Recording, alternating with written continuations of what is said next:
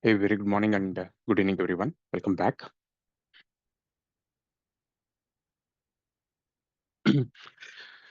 So, our last session, we were discussing about the some of the Linux commands that is going to be work as an administrator, right? So let's revise that. But before to that, I just like to quickly launch an instance. I think launching the instance, going with and directly open this to save the time. Such was happening, but it was a bit slow somehow. Okay.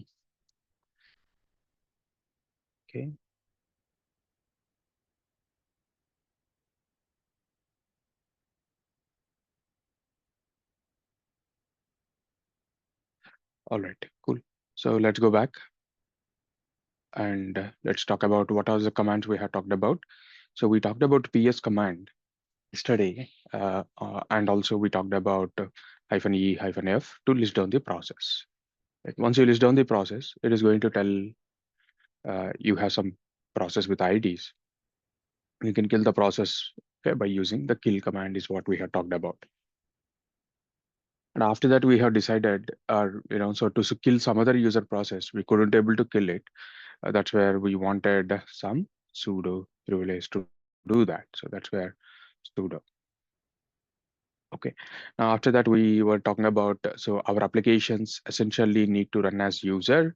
So then sudo user add is a command to add a user, and mostly that's it. And the next one is we talked about a DNF command. So sudo DNF installing the packages. Okay, so first you can list it, and you can install DNF install or DNF remove just to remove. Rarely you'll do some update also DNF update and the particular package by the way. Okay, and from there we talked about how do we keep some repo files and all. So we have discussed that particular part as well. So today we're going to talk about the next things, which is um, start from service management.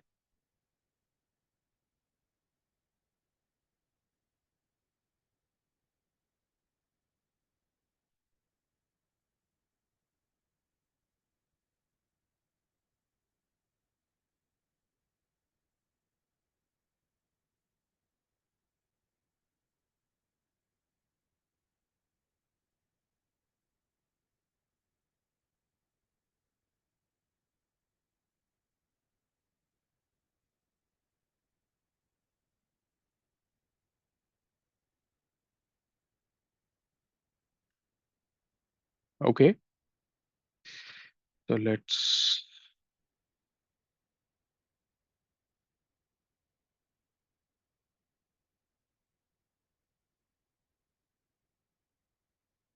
all right.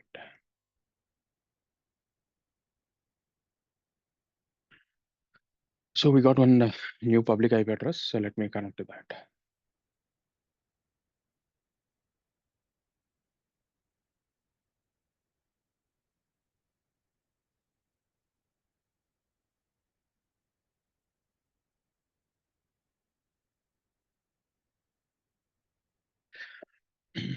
All right. Now here, what we're telling is a server is used to. Next one is service management. By the way, a server is used to for serving something, isn't it?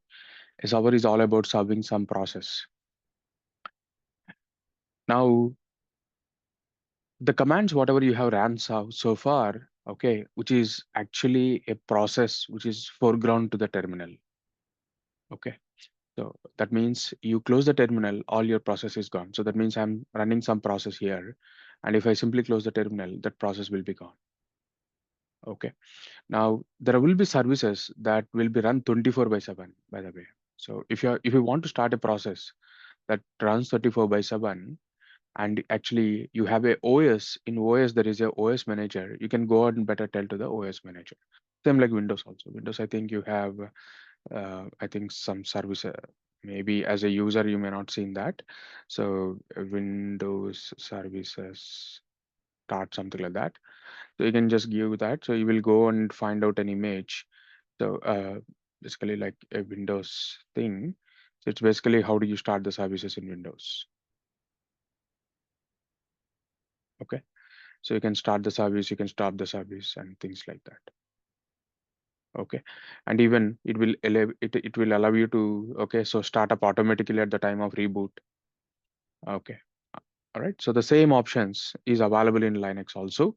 And in Linux, we are using systemd. Okay. So there is a software called as systemd. Red Hat is using that. And using systemd, so it is going to manage the process. Okay. So to list down all the process, all the services, you have this command, so which is not a great use at least. Okay, so it's fine, but sudo, you can do that. Okay, list of all the services. I'm pressing Q to come out here, otherwise I can't come. Pressing Q to come out. But that's okay. If you want to see the services, by the way, so let's say if I would like to give systemctl status, there is a service called as nginx. So now if I see that nginx, it is telling, hey, nginx unit could not be found, by the way. Okay, this is a brand new machine. Okay, there is no such software called as nginx installed on your system. So that service is also not there, it is telling. Okay. Now, if you install nginx software, that also comes with the nginx service as well. Okay. So that means sudo systemctl dot, sorry, sudo dn dnf install nginx.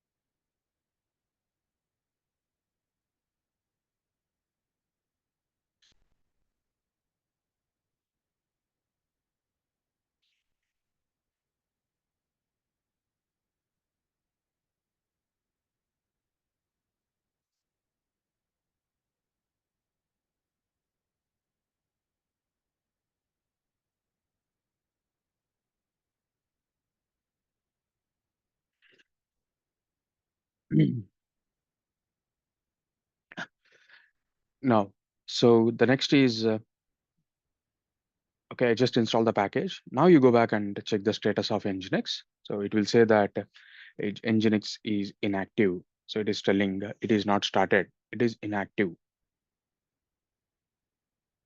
right? So that's where this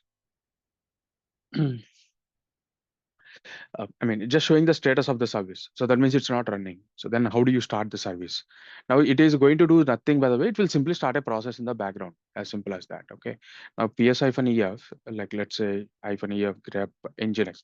End of the day, everything is a process only. Whether you started, system did start it, it is just a process in the system. Okay. Uh, Now you're just telling, okay, to take care by the OS, by the way, rather than you actually running it, because OS has an advantage that you don't need to log in to be there every time to run it and all.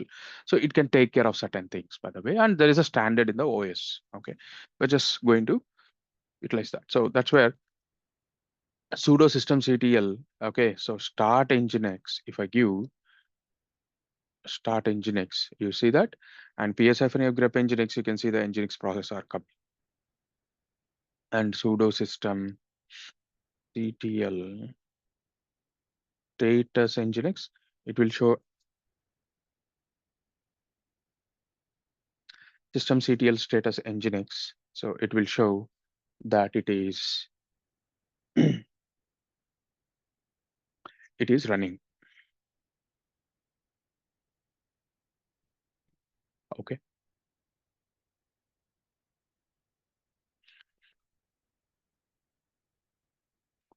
So the next one is um, then it will showing it is running, right? Next, let's try to see a scenario. I think if you stop it, it will stop, and restart means it will just restart. That's okay. But however, let's try to see a scenario of rebooting this machine. So you can reboot the machine just by typing sudo reboot. Okay. So it will just restart your system. So your connection is lost because the system went down, and it will just come back in few seconds only, immediately, less than a minute it will come. Now when it comes up, okay, let's go and find out the what is the status of Nginx once again.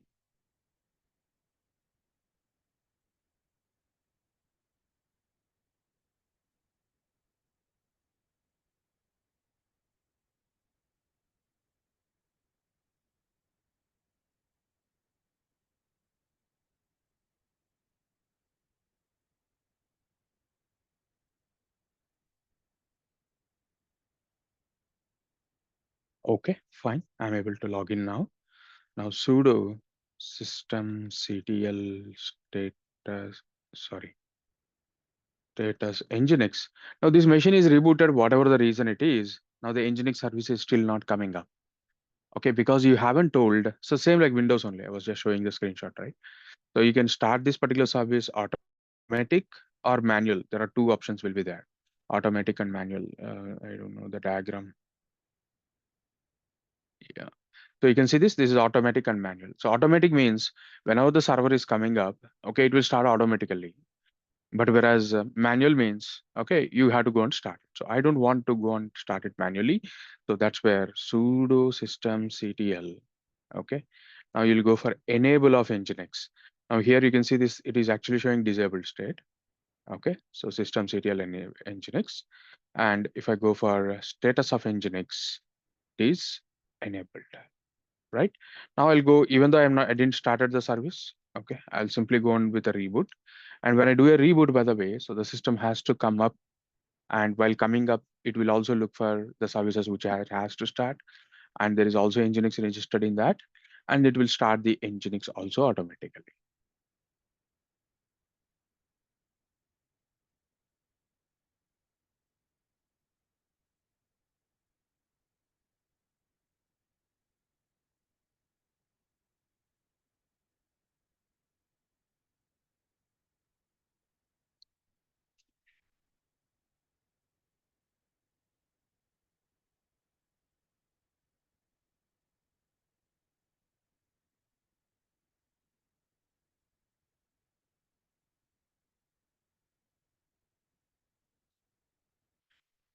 Okay.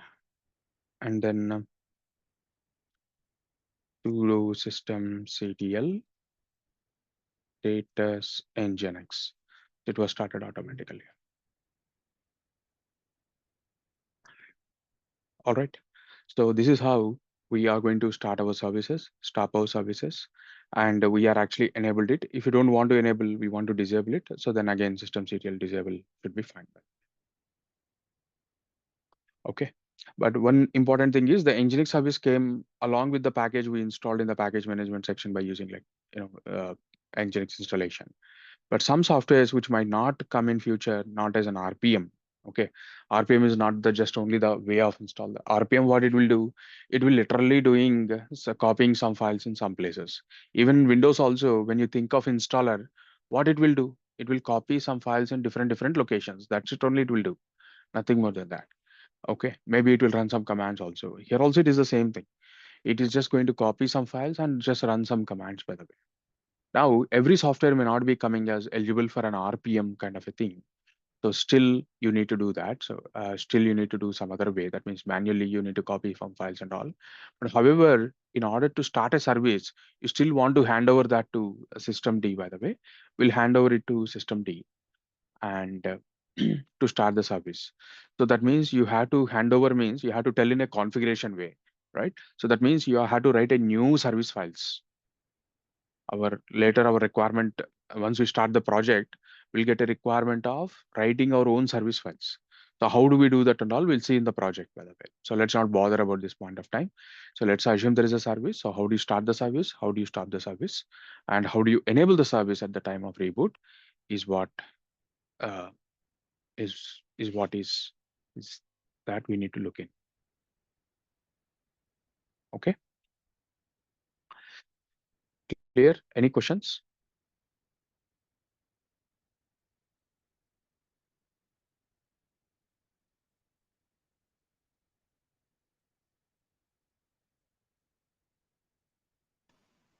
Hi Raghu. Yeah, Raghu, I have yeah. a question. What is the difference between reboot server from server itself or cloud? Like this is basic question, but I want to know. What is it? Come again? What is the difference between server reboot from server itself or if I am rebooting the server from cloud? What is the best practice? Both will do the same operation end of the day. But in cloud, you do in cloud means you're talking about UI. I'm talking about it, let's say AWS UI, correct? Uh, yeah, both will do the same operation. Okay. Like in my organization, they generally say that just restart the server from like I'm using the Windows servers. So restart the server from server itself is a best practice. From server, that Yeah. means within login. Yes. Windows, I don't comment anything because I'm not expert in that. Linux, it is both are same. The end of the day, if you look at the OS, either you do from external or internal, you have to do the same call. End of the day, Yeah. yeah, Yeah. That what I yeah, wanted to know. right. So I mean, this is generalized information, and in your case, maybe there is some specialized information which I'm not aware. And also Windows, I won't comment generally because I'm not an expert. Okay.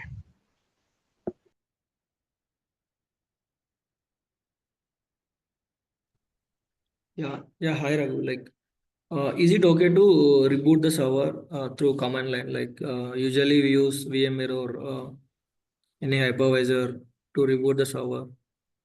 Is it? Same answer applies to you here as well, right?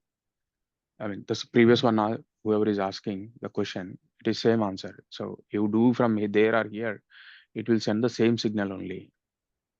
Signal is same. Signals are same in the systems, whether you do from external or internal. Like, is it okay to reboot the server like without taking any snap, or Yeah. is snapshot is required before reboot? Like, No, yeah, I know what you're talking about from the coming from an administrative perspective. But before every server you reboot, taking a snapshot means your server, I mean your storage is gone. By the way, I don't think so. Okay.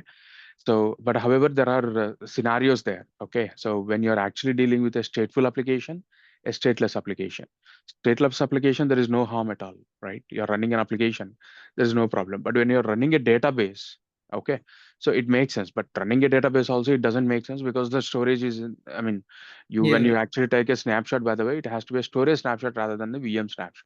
yeah, Yeah. So it's not a super matured approach, by the way, I would say, or proper approach. I would say. I think maybe the legacy people, whoever, now let's say if the system is there from long time and who doesn't have any context about that particular system, taking a snapshot would be better. But I think you're in 2025. Okay, so these are yeah, all very yeah, old, okay, non-proved practices. By the way, I would say. Okay, so yeah, I won't do that. Okay. If someone may be doing it also, you need to educate him. There's a better way of doing it. Okay. So today I lose a machine that never bothers, by the way. Okay. So today, I mean, I deal with both the, on-prem, like, VMware, Nutanix or cloud. Whenever we wanted to deal with a machine, you delete the machine, no problem. We'll build it right from the scratch. No issues, just in minutes only, nothing to worry. So that's a proper engineering practices. And where in the support team was there more, so there were no engineering practices. I mean, people will have different thoughts around it, so that should be fine. So, but just for talking, coming back to the reboot, doesn't matter. So it's calls the same signal. So yeah. no Thank you. worries.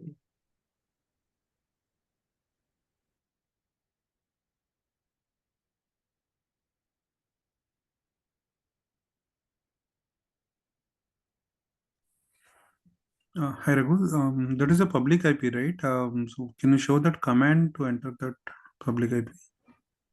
If you are using Windows, it is putty and it is documented already in the GitHub link which is given. Or if you are using Mac, Windows only. it's already documented in the GitHub page which is given. So what is the software to use, how to connect and all is mentioned here. Okay. Take it.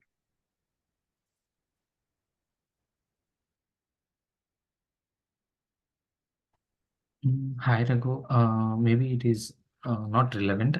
As you stated for one of the question answer that stateful application and stateless. Can you give one single liner what exactly it is? We'll talk project. We'll talk. Let the Okay. project come.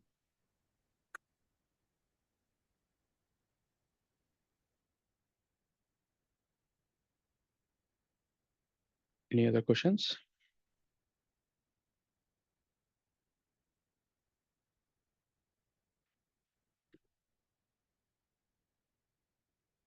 Okay, all right.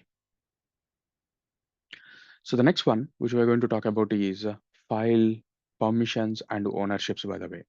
Any file in Linux, okay, whatever, maybe let's say you're creating or whatever it is. So let's say touch new.txt, something like that. Now, if I give ls-l, so this file is going to have a owner and a group owner. Okay. Now this is a file ownership. And also it has some permissions. That is this permissions. So let's talk about both the things, by the way.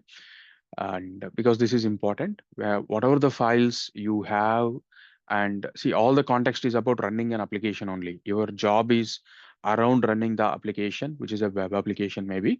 So, but end of the day, for OS, it does not matter whether you're running a web or something. Okay, it's an application you're running. Now your application is trying to run in the system, and also it requires certain files and things like that. Generally like files majorly. So those files also should be owned by that particular process in order to manage that particular file. Otherwise, you are going to get a permission denied error and problems, by the way. So that means, so the file ownerships is also an important thing. So whatever I talk in Linux, if there is no need for you to do it, by the way, I won't talk. That's the context, right? So we've been doing the same thing. So now this also is the same thing, right? So these permissions, why are we talking about? Is basically is what are the files which uh, is used by the application should be owned by the application. So that is the context. In that particular context, so here we'll talk about how do we set up this, permissions, by the way, ownerships and permissions. How do you change the ownerships? How do you change the permissions? Now, let's say there is, for an example, you sudo user add, like let's say there is a demo user as an example. Okay. Now ID space demo, the user is here. Now I wanted to transfer the ownership of this particular file new.txt to demo user, and also a group called as demo, by the way. If I would like to transfer the ownership to the other person, so then what I'm going to do is, so sudo, so chown, okay, so sudo chown, change the ownership to demo user, and the file is new.txt. Okay, now do ls-l, you can see this earlier it was owned by EC2 user. Now this owned by a demo user. Now the same way, if you want to change the group also, sudo chgrp, okay, it's a demo group you're thinking to keep, let's say keep demo.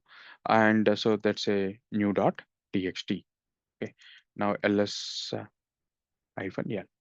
You can see that you change the ownership of a file by using chown, and you change the group ownership of that particular file by using chgrp. You change the permissions. Now, rather than changing individually, you can also do it in one shot also with chown command especially. So sudo chown, like let's say I'll put back to ec2-user colon ec2-user, okay, and then give new.txt.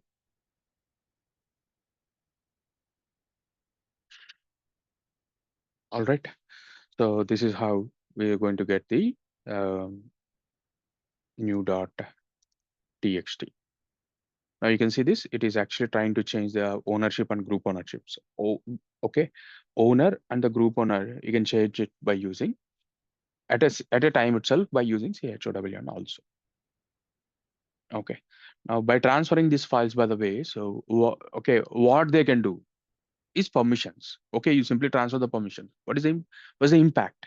Okay, so the impact is a permission. So that's where the next permissions comes into picture. Okay. Now, if you look at the permissions, by the way, so the first 10 characters tell certain information, by the way. Okay. So let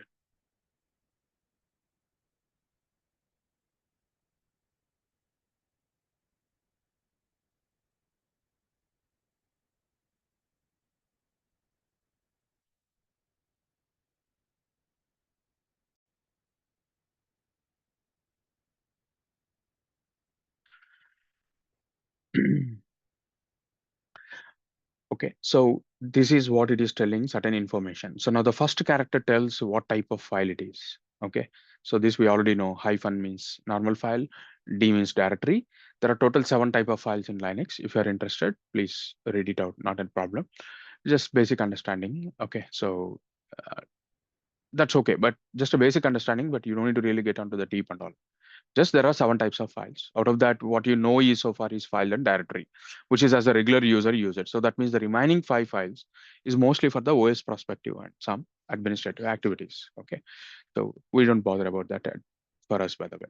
Okay, now coming to these two, by the way. So then what we are actually having is 3 sections. Okay, now what all these 3 sections is basically this is the owner, what owner can do, and what is a group.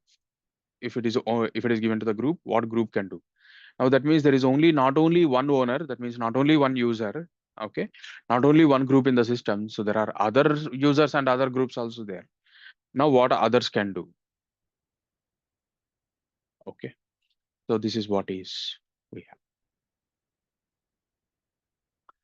Okay, so now what, okay, owner can do. So the total permission comes as read, W stands for write, X stands for execute. Read, write, execute.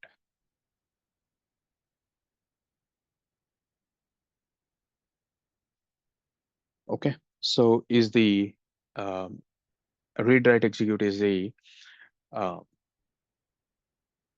to select 3 permissions that we are having, RWX. Now for owner, he can read and write, but there is no execute permission. So that means it is hyphen. And a group can just read the file, they can't write and execute. Okay. So that's how it is. Now, if you want to add the permissions or you want to remove the permissions, okay, this is the thing. Now you have read write permission and you have user and user group and others, by the way. So what you can do is you can give plus or minus. Okay, the permissions, what you can do is you can give plus or minus. So that means you have a command called as chmod command. You want to give user any permission, user plus what permission you want to give. Let's say I want to give execute. Okay, so then that particular file. Now you want to go with chmod. I want to remove permissions for everyone. ugo minus. Okay, so RWX, let's say I give a file. So for everyone, we remove the permission. Okay, so that means if I go and give ls-l, it has something. So sudo chmod ugo minus rwx new.txt. Okay, ls-l. See this, all the permissions is empty. That means you can't do anything. Even I'm the owner, right? I can go and give cat new.txt. I'll get permission denied to me, by the way. I'm the owner, but still I can't deal with it. Okay, so that's where, so this permission, so sudo chmod. Okay, so u plus, u plus r and then new.txt and ls-l. Only the owner is having a read permission. So that means new.txt. That means group can't deal with anything. Group can't deal with this file. That means they'll get permission denied. And others other than this group and so which when we talk about group, the group this file belongs to. Okay, so this group people, okay, they also can't do anything about that file, and others also they can't deal with that. So that's where, so the file ownerships and file permissions can be changed by this particular approach. Okay. So that's something about the permissions, by the way. Clear? Any questions?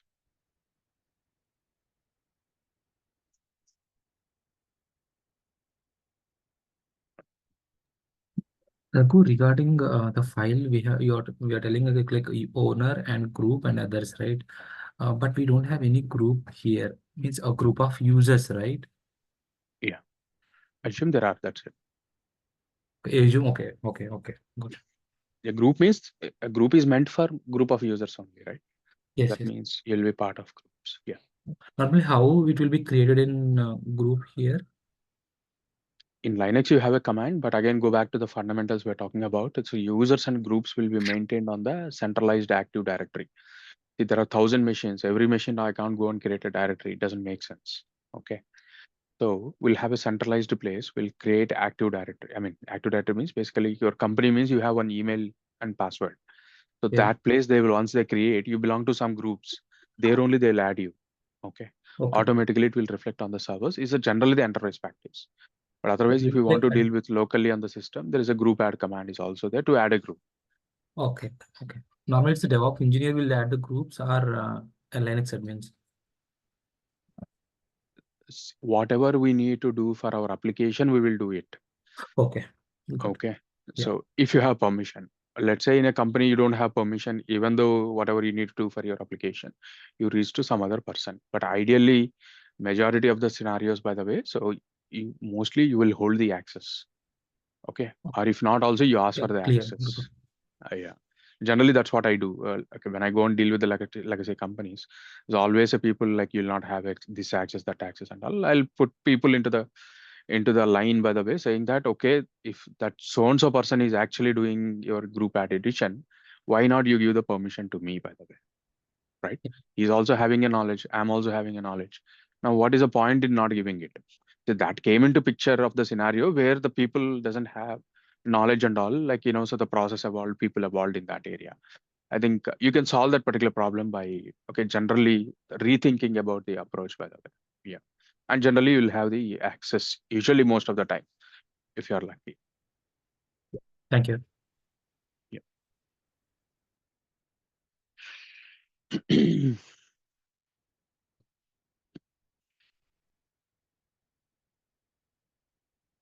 All right. Any other questions?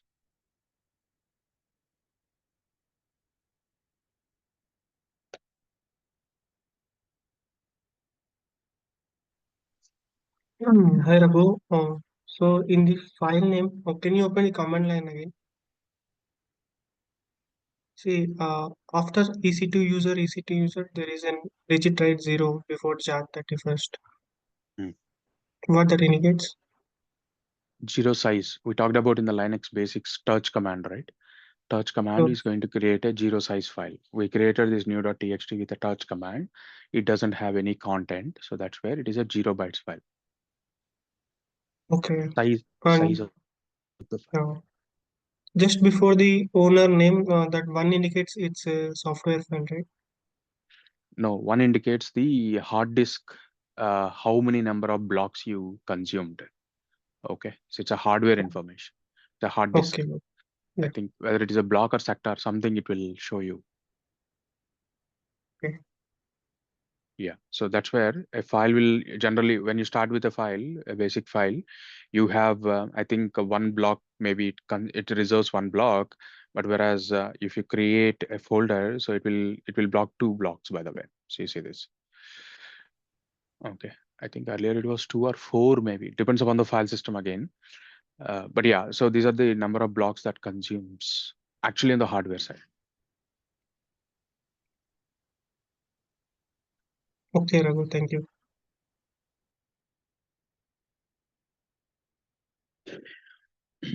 Any other questions?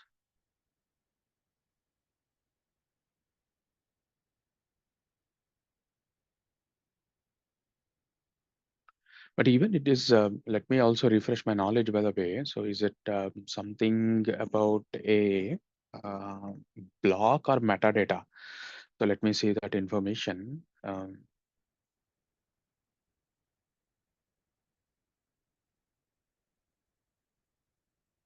It's actually a metadata.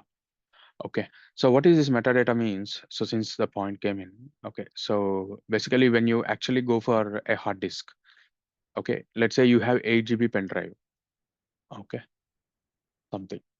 Let's take just a number easy. You have 1 GB pen drive.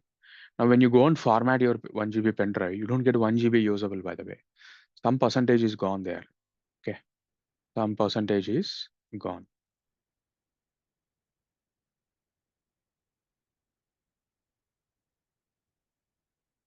Okay, so now why this percentage is gone, by the way, and only some percentage is actually coming for usable. Where is it going?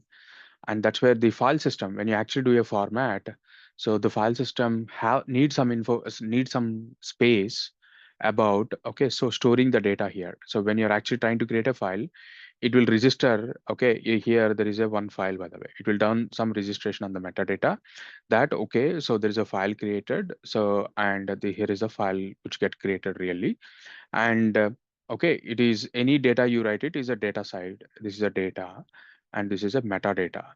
Okay, so that means what all the files, where are those files, from which block to which block it is actually, so stored and all, it is actually metadata. So that means actually it's correction, by the way. So when you ask that what is that 0 and 1, sorry, 1 and what is the one left to that, your username. So it's not the data size, it's, by the way, it is actually the metadata size. So that means on metadata, okay, how much or how many, uh, I mean, how many, what do you say? How many exact word is, I'm not getting exact word, I know, by the way. So there is something called as inode, okay, a reference number, by the way. How many numbers you are actually, making for this particular file. So this file, we are actually making having only one reference only. And what I did is I made one more reference. The moment I made one more reference, it is showing two also. Now you can just also make that two. Third reference. So you can see this, it is going to 3, by the way. Okay, so that means 3 places about this file data information is stored, by the way. Okay, so that's what I think that information is. It's just the correction. It's not the data information. It's a metadata information. Yeah, sorry. Yeah. Any other questions?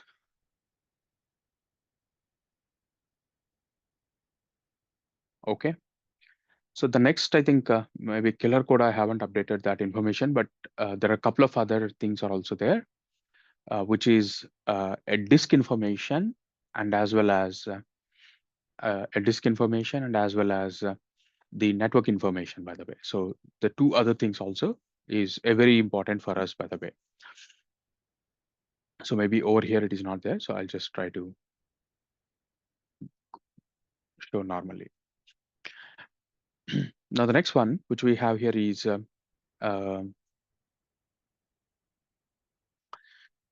okay, I wanted to find out the information that, okay, so what are the disks I have, hard disks I have, okay, and so maybe what is their partitions and all. Okay, generally, you can find out that information by using sudo lsblk.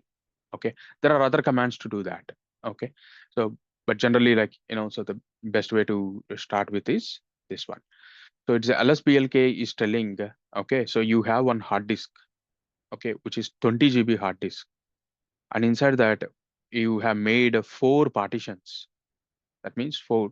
Let's say you have one hard disk in your Windows, you configure C drive, D drive, E drive, F drive. So here also he has done 4 partitions in the OS. And the 4th partition, it was logically cut into many pieces, by the way. There is a concept of LVM. Maybe I'll share you the off session video. What is this LVM? And again, so why it evolved in the very first place, what is the problem it solves and all. So it's again, a general knowledge. Whenever you find some time, you can go ahead with that. Okay. So this is what is the layout information which I'm getting it. Okay. Now, this is the information on the hardware perspective, like what is each and every size, by the way. But however, how much is used, by the way, and how much is free, you can find out by using df-h. So df-h is telling how much is the usage, by the way. So you can see this. So while going into the project, you essentially find a scenario that 20 GB is not enough. So you need to increase, by the way. So how do you increase and all? So we'll talk about when the problem hits, by the way. But at this point of time, I want you to understand there are a couple of commands which is going to help you in finding the hard disk information, that is lsblk command. There are other commands like I mentioned. Um, and you also want to see that what is the used information about those particular disks, by the way. And you can see this. So usually this disk will be given to some directory. Okay, so it is mapped to some directory. Same like one disk pointed to C drive is a letter, logical letter, by the way, but actually the hard disk is something else. D drive is also a logical letter, but you behind the scene the hard disk, okay, layout is different, right? So that's where, so here also it is the same thing. You're having the directories to use the hard disks. Okay, you will point to a particular directory, and which you typically call it as mounting. Okay, which is in English only, right? Mount means attaching two things are called as mounting. That means hardware and the OS directory you attach. Okay, I will modify this directory through this modify this hard disk through this directory. That's what you are going to do, by the way.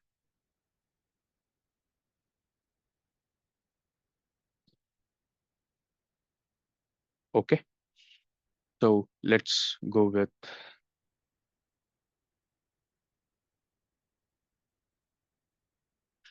okay. I mean, let's go with these two commands, lsblk and df-h.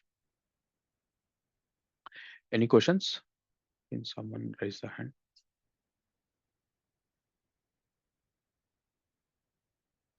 What is unmute? What Unmute. is, sorry? No, sorry. Mount point issue. What is mount point issue? And how I can delete the if the storage is full, 100%. How we can delete that storage? You already know rm command, right? From Linux basics. Yes, yes. And Yeah. what is the mount point issue? It's in English, right? If you told one issue, if it is full, how to remove? I told you the answer. Now, mount point issue is not a technical word, right? It's a English. It's a general. It's not a specific question. Huh? Okay. Yeah. Same like let's say you ask like full. That's a specific question. I can give you the answer, technical answer. So this is not technical thing. You asked an English thing. File system full is one issue. There can be many other such issues, right? So if you come with a specific question, I can come with this. I can give you the specific answer. Okay.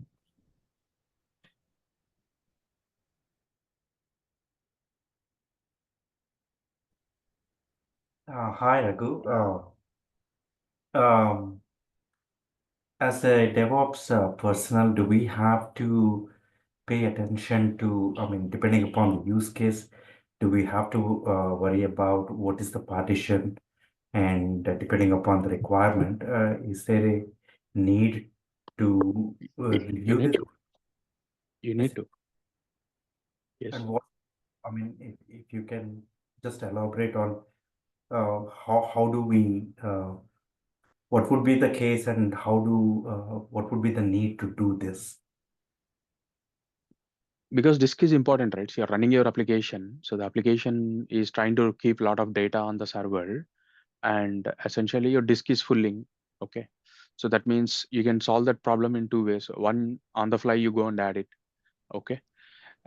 But however, it is filling again and again. So that means you are actually not dealing with that root of the problem. So that means you haven't designed that in a way understanding the scope of that particular application. So that means maybe if it's an application, you need to understand what is basically like how much size it is actually expecting, and based on that you go one day and try to give the appropriate size. Like let's say I mean, based on the load you are having, let's say someone saying that we need 500 GB. Okay.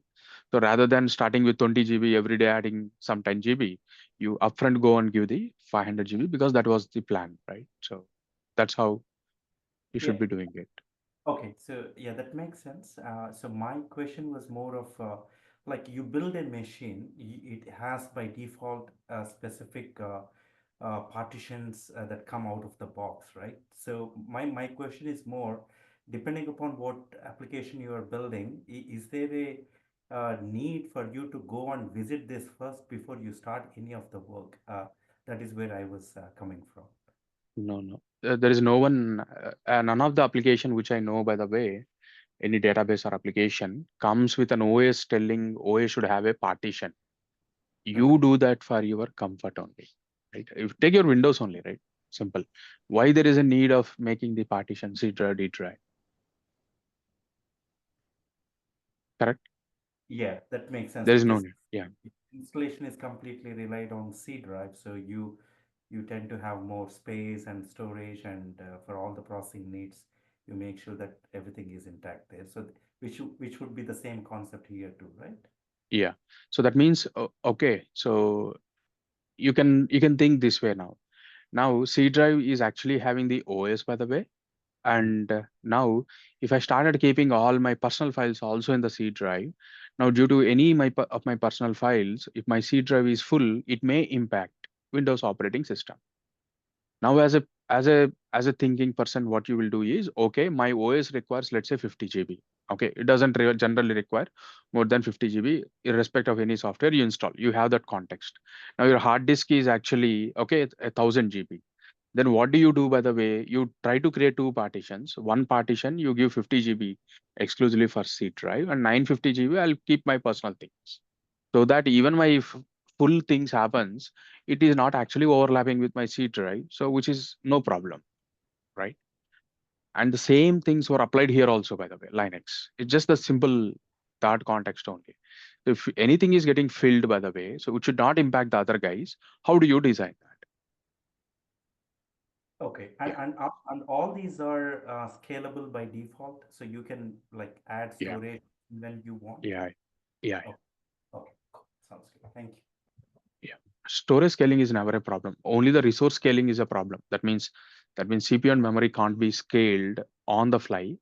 Disk scaling is always, it's there from almost 2 decades, like disk scaling dynamically. I see, I see. Okay, sounds good. Thank you.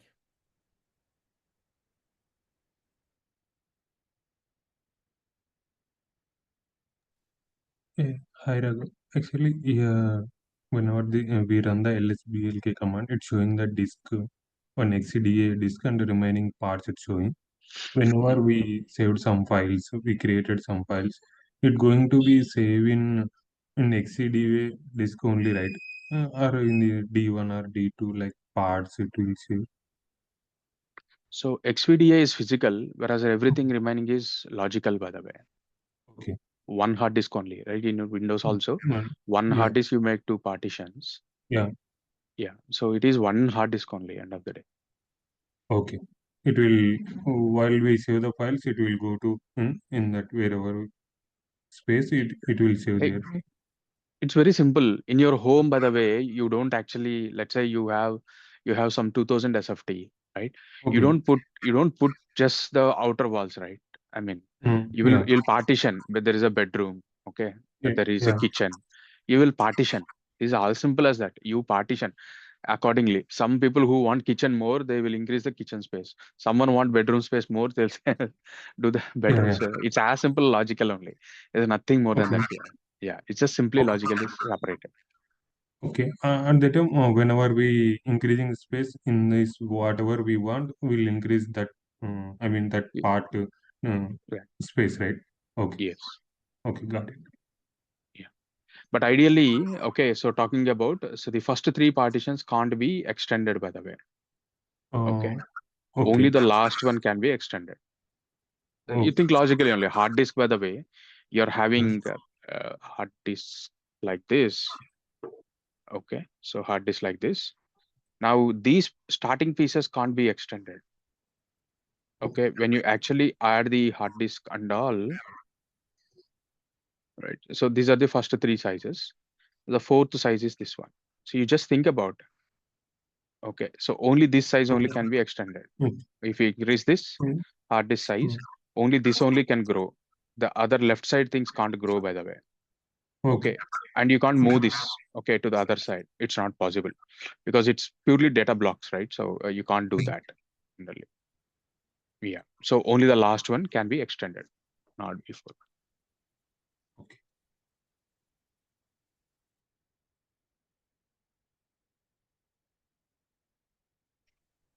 Yeah. Hi, sir. So, yeah, what is the file? What is the default file system version we are using in Red Hat 9? XFS. XFS. Okay. Yeah. Thanks.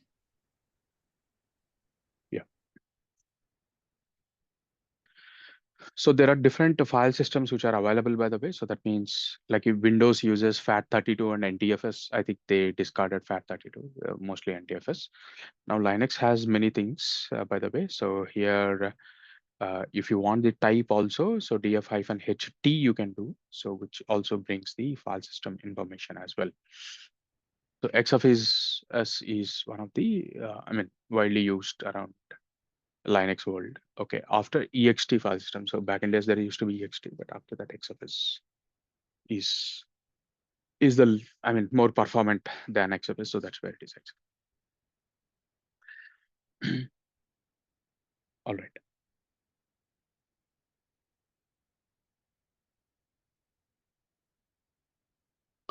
Cool. So the next one is a very important one, by the way. So which is a networking concept. Okay. I think the networking concept will not be able to cover in these minutes.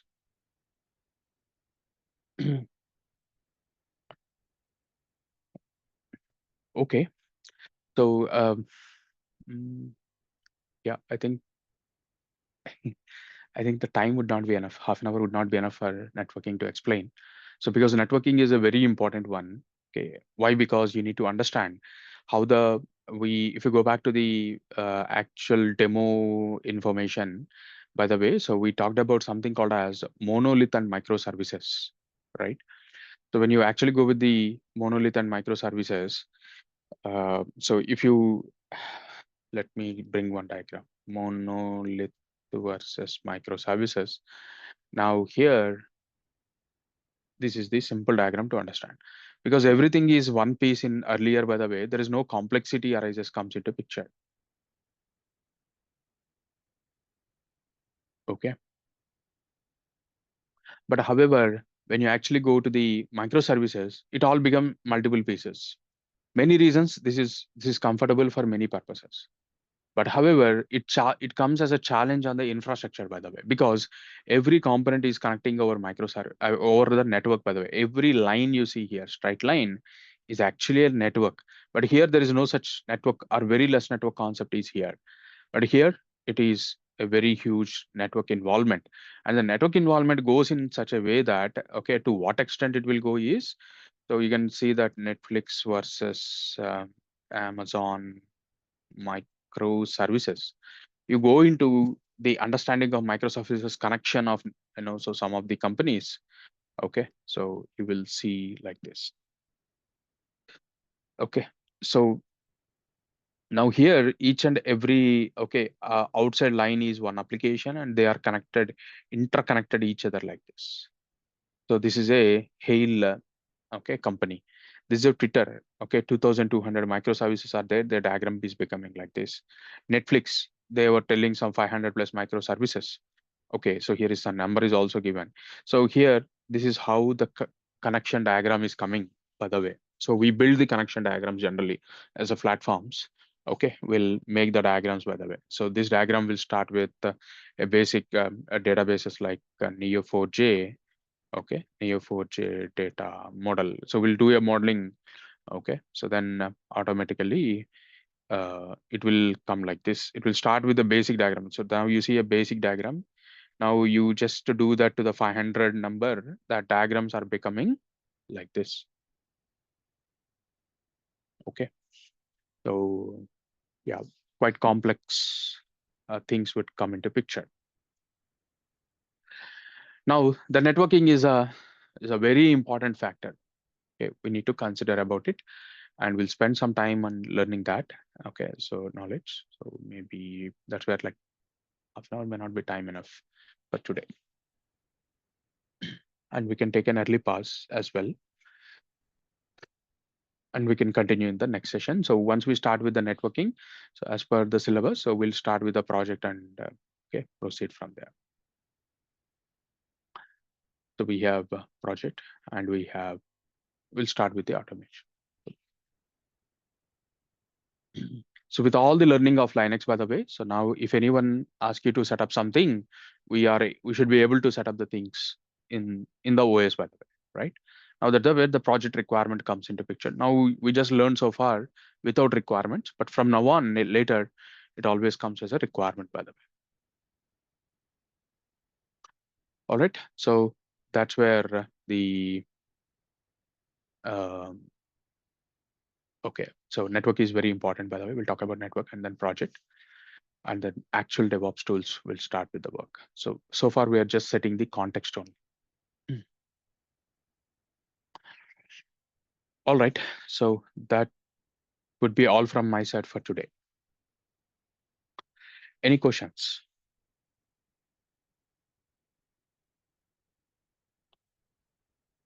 And I'm pausing the recording as well, so we have some time. If you have any other questions also, feel free to talk. Or if you don't have any questions, feel free to drop as well. Okay, thank you everyone. See you in next session, and the next session is going to be after 2 days. Okay, so over the weekend. So please do practice your Linux if you are new. And if you have any questions, there's a lab session that runs in the given time. So feel free to join in that particular time and ask your question. Thank you. See you in next session. Bye. Good day.